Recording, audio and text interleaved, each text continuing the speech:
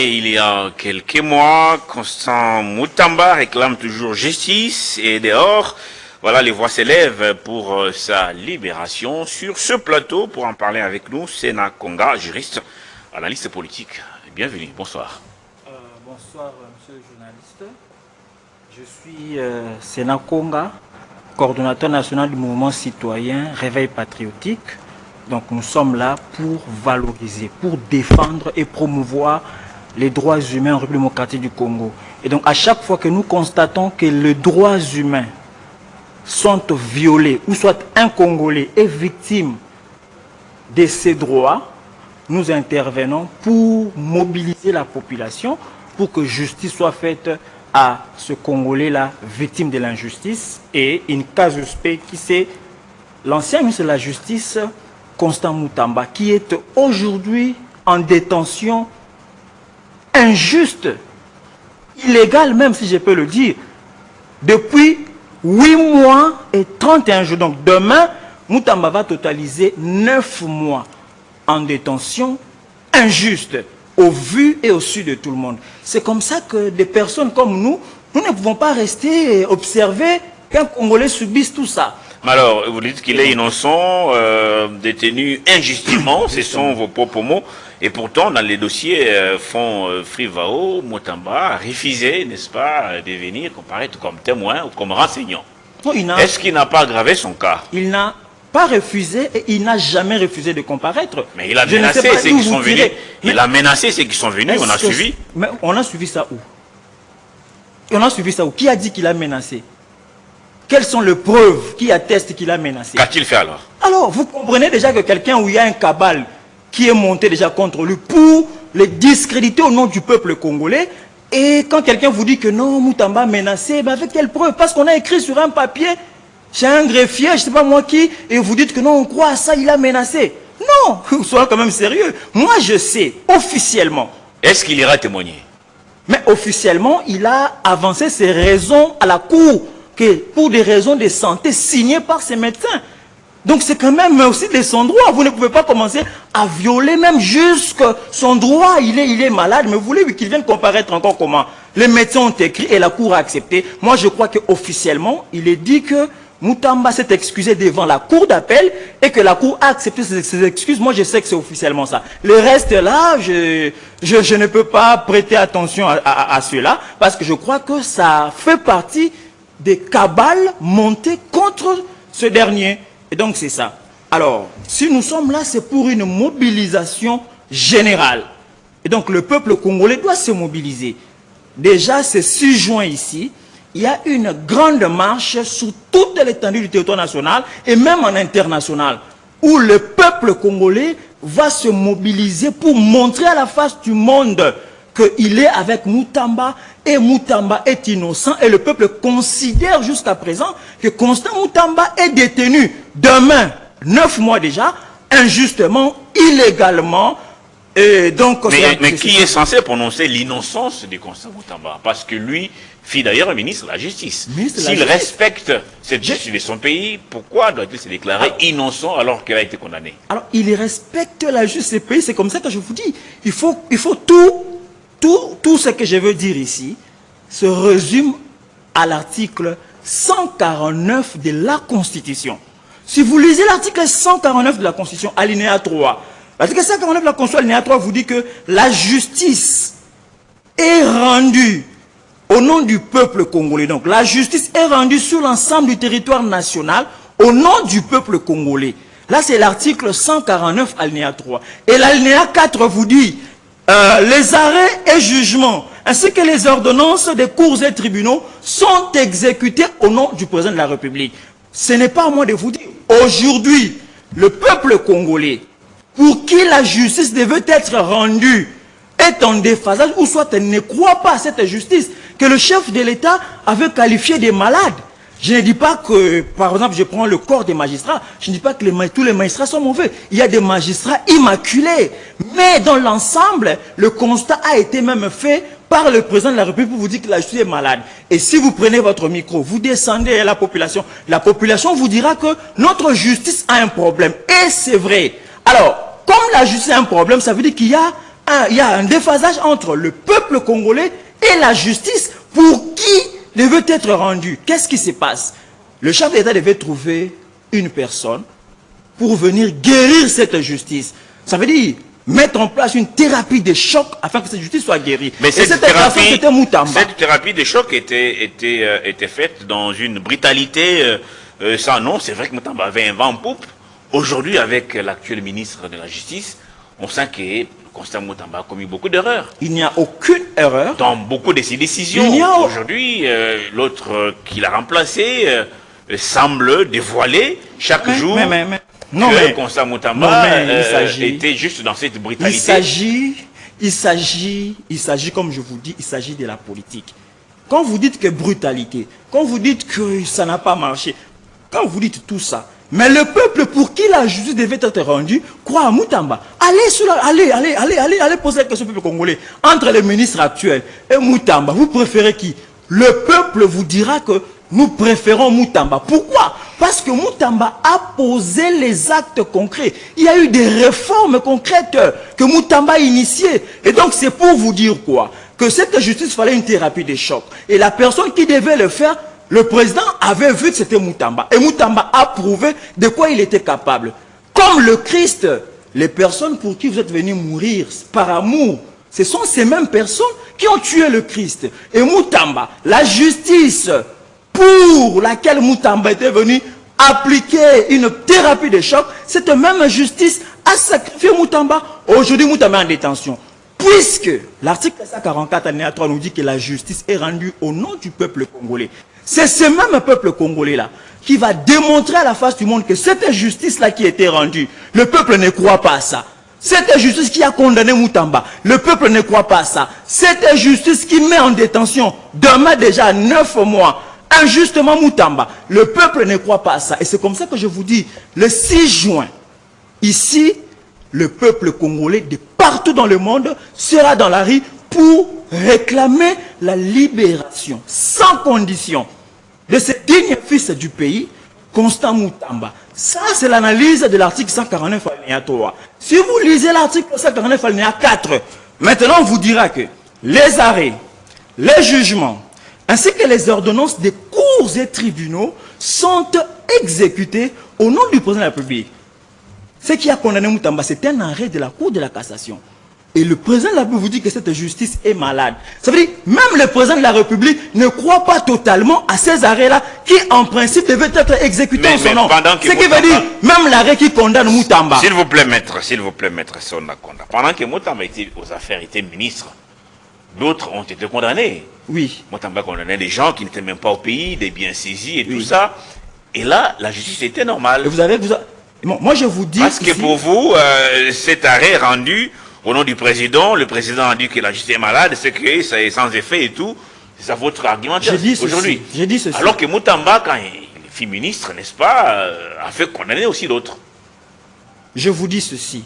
Le chef de l'État, ça il faut être clair. Moi je vous dis, le chef de l'État sait très bien que ce qui a condamné Moutamba, ce procès-là qui a condamné Moutamba, est un procès monté de toutes pièces. Le chef est monté par qui? Monté par les ennemis de la République. On ne sait pas citer. Qui sont ces ennemis? Vous venez de dire ici que Moutamba, qu'est-ce qu'il a fait? Il a fait condamner même les gens qui sont à l'extérieur du pays.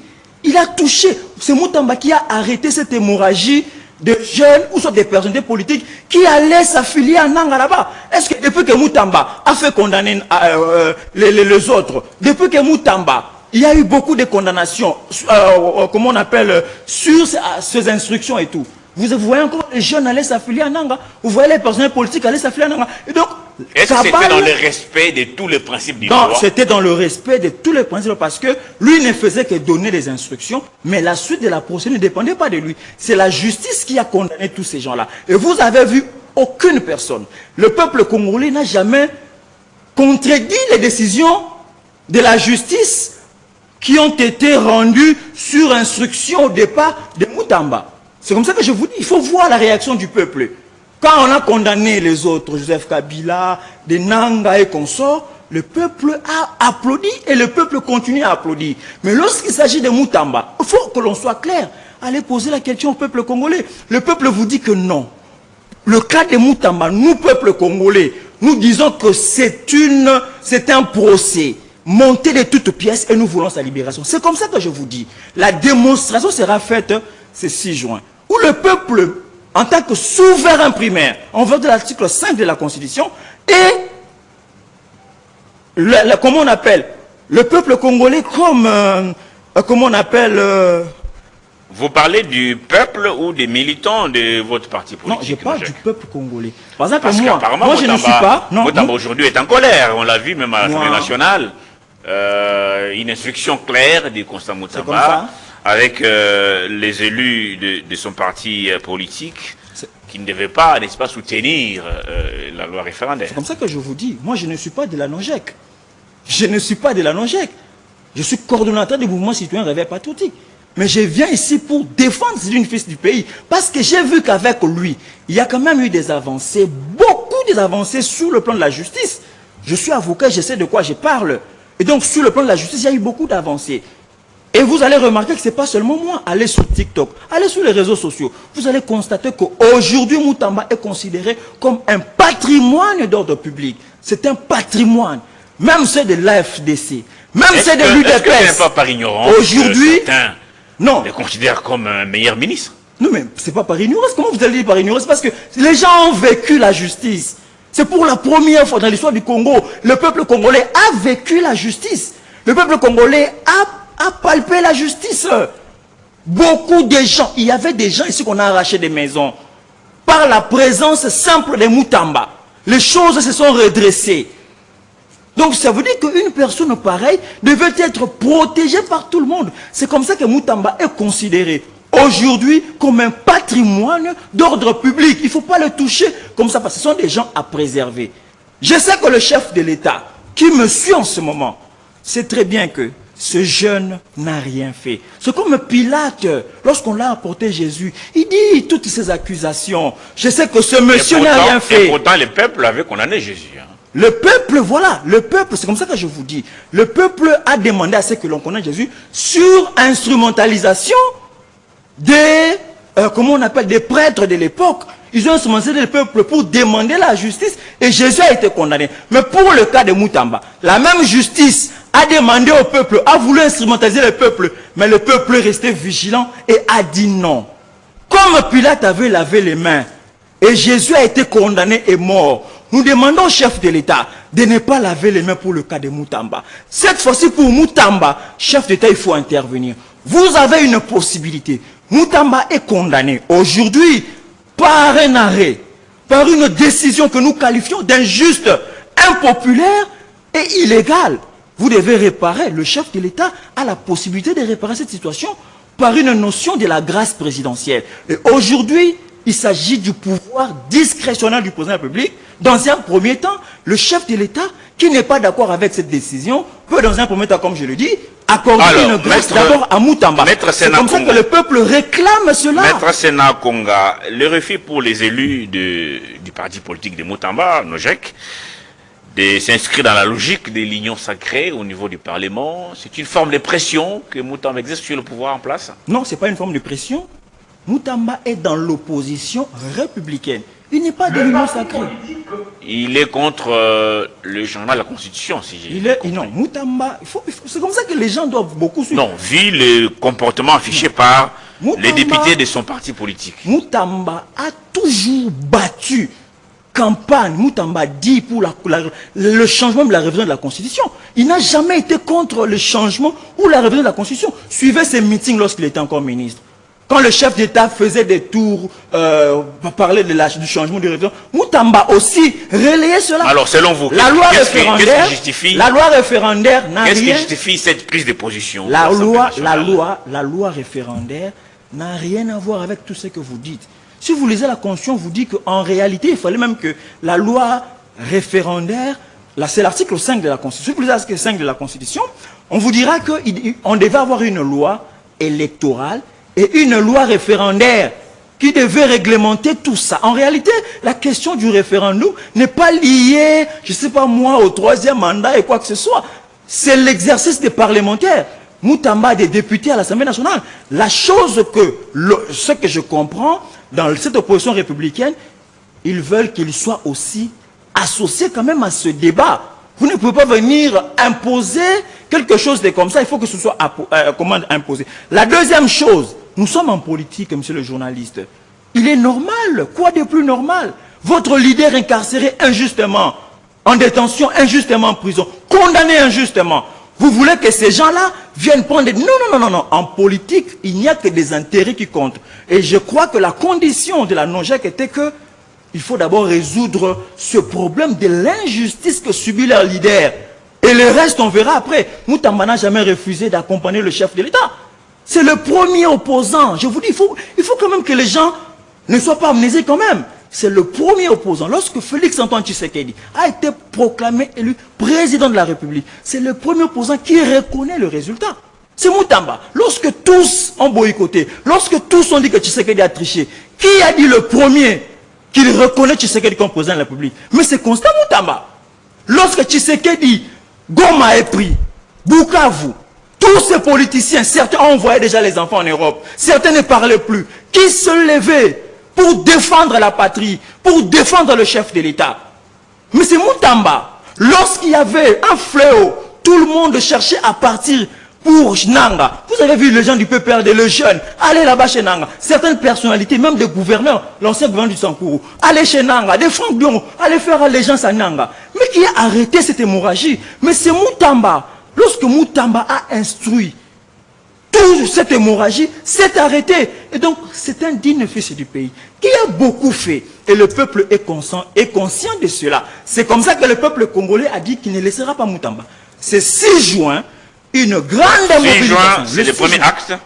Le 6 juin, le peuple congolais va démontrer à la face du monde qu'il ne croit pas. C'est quoi?